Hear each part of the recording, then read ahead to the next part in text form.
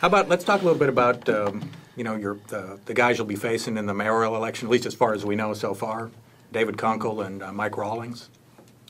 Do you think David Kunkle is a legitimate candidate, or just kind of bored with retirement and things like that? You know, with all due respect, I think that's a question you need to ask him. I really don't know whether he's bored with retirement or not. I mean, he served the city very well while he was here. We made a lot of strides with the police department and our crime issues in the city.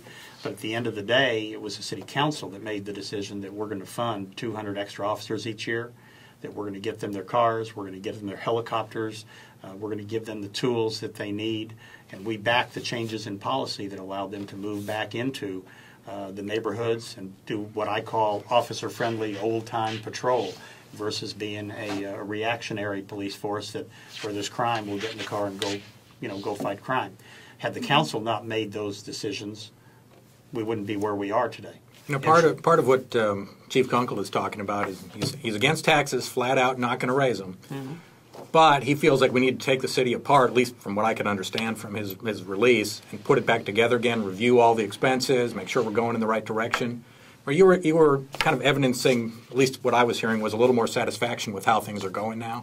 Well, no, you know, one of the things that I've pushed continually since I've been on the council is try to reinvent the way we do things. There's a lot of things that I can point to that I was responsible for on the council, issues that I've driven that make us more efficient today than what we were when I got there. And so I'm not sure that you want to take an organization that's over $1 billion a year, you know, operating budget plus everything else that you're doing, your capital budget and so forth, 13,000 employees, and just take it all apart and then try to figure out how to put all the pieces back together. That would be very disastrous, I think, to the organization. Any organization, you know, with 13,000 employees is a seriously complex group of people. So not only is it a bad idea, we don't need to do it anyway. Well, no, there are things that we need to continue to fix. I mean, the city's not a perfect operation. I hope you didn't. I don't think you're going to get anybody arguing about that. Yeah, no, you know, but there are things that we can do better, that we can do more efficiently, that we can provide higher level of services for the same amount of expenses. As the city continues to grow, we've got to be able to do that, or we've got to generate revenues in a different way. And if we can bring some more revenue to the table, then we've got some more money to spend. I think we have to layer what we're doing. Our first priorities are police protection, fire protection, picking up the garbage, providing good streets, providing all the amenities. I deal a lot with economic development, and when people come in here and we're selling in the city, we sell them all the aspects of low cost of land, available labor, good business environment to operate in, how all that can be successful. And then we tell them, you know, that we play hard, that we work hard, but we also play hard here.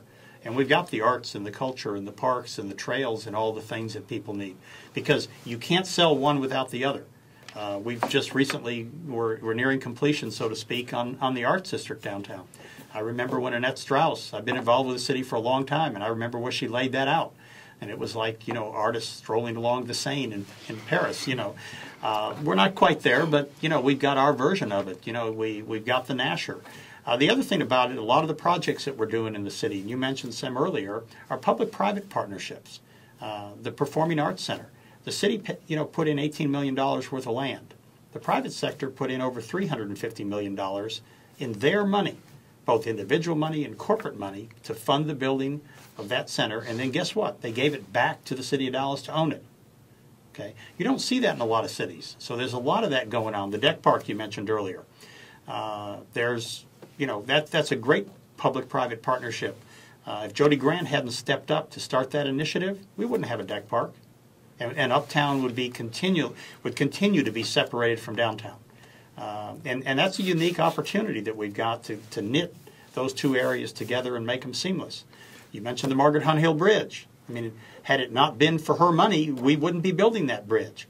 But the differential between building the normal bridge that the state would build versus what we wanted, we raised the money to get that done. Well, what about Mike Rawlings? It seems like he's focused his campaign on diversity and working to close the north-south gap, and something that's been a topic of a lot of discussion over the years. What are you doing to connect with voters in the south as well as up north, where you've been representing us. Well, I've been on the council for 6 years. I served the city in a variety of board and commission and volunteer positions for 25 years before that.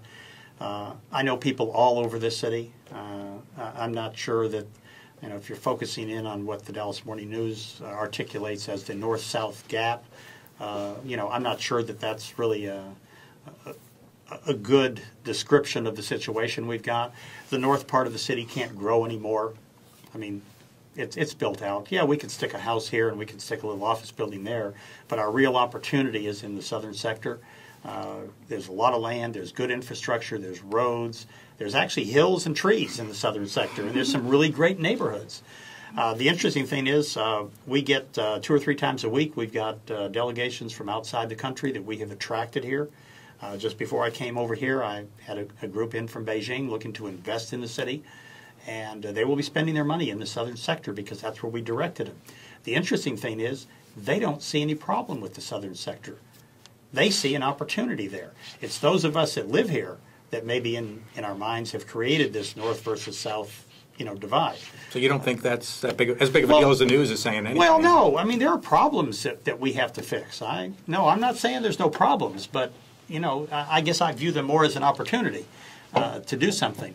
Today we announced a project that started over 2 years ago with Walmart to build some neighborhood markets, Walmart neighborhood markets, some Sam's and some Walmarts all over the city, 15 of them. And 4 of those are going specifically in announced sites in the southern sector that I remember we drove the Walmart people by them 2 years ago saying, here's a good, neat neighborhood, and they don't have a supermarket here. And there's no reason they shouldn't have one. Now, it's taken 2 years to get there, but Walmart has come back through. When talking about Mr. Rawlings, you don't sound a whole lot different than him in terms of what he's saying and what you're saying. And you're both pretty supportive of what Mayor Leppert's been doing. You've both been active with the city. I mean, if you're a voter out there, what's the difference in your opinion? Well, I'm going to let Mr. Rawlings speak for himself. I'll tell you, why they should vote for me. Right. I grew up here. For me, the city is very important. I'm doing this because I'm dedicated to moving the city forward. I don't have any other ulterior motive to doing it. You don't take on the responsibility of being the mayor of the city of Dallas, the 8th largest city in the United States, and take it very lightly.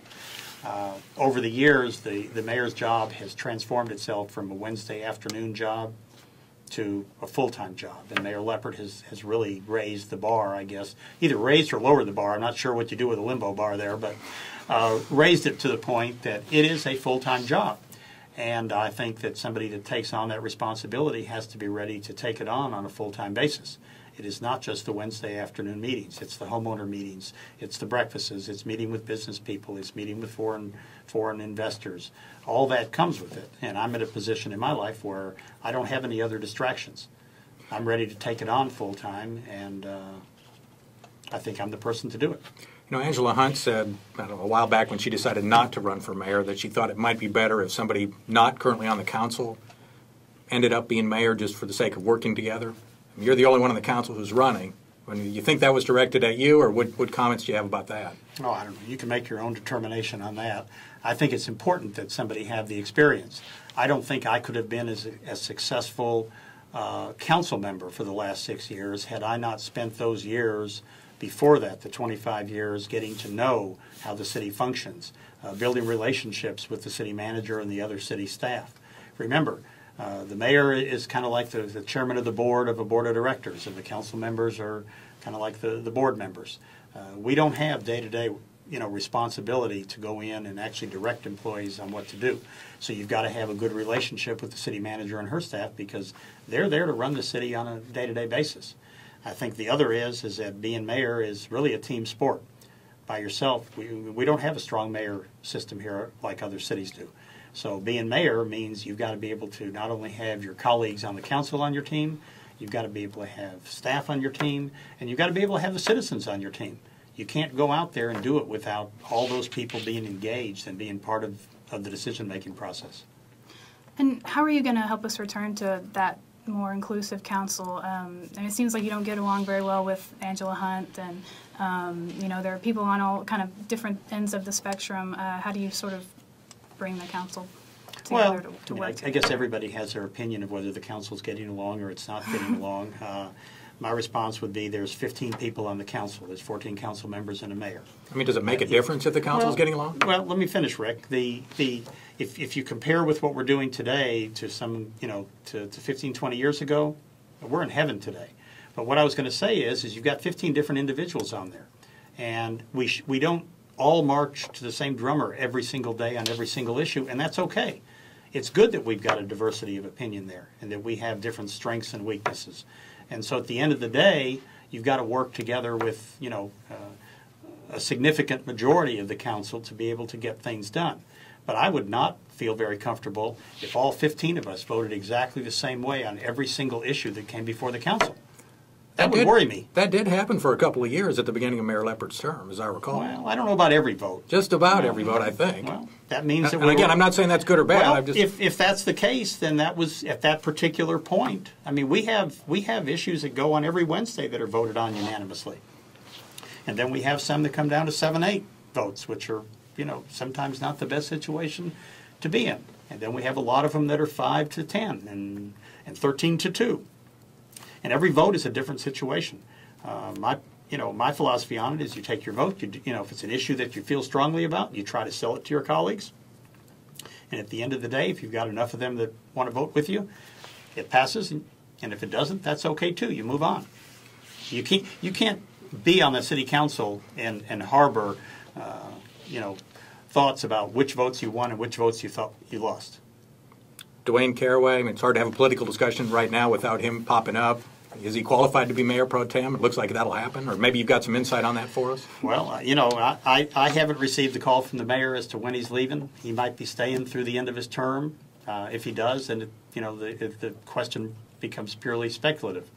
A lot of people find themselves in positions that people have prejudged them, and when they get in that position, they operate a little bit differently. So he's qualified? Won't know till we get there. I mean, I don't have anything to measure it against. So, do you have any ambition for any other, maybe higher political positions along down the line beyond mayor? Not that I'm aware of. I didn't have the mayor's job on my radar screen when I got on the council. I had an opportunity to run for the council seat and been reelected, and I enjoy it. But I think timing is everything. Just like Mayor Leppert may leave to run for an opportunity that he sees out there. This opportunity presented itself. Talked to a lot of people. A lot of people encouraged me to run, and that's why I'm running for mayor. All right. Well, I think we'll leave it there. Thank you, Councilman Natinsky, for joining us today. Okay, my pleasure. And thanks, Rick Wamre. I was here anyway, so. And thanks for watching, and that concludes our Advocate video podcast. Thanks.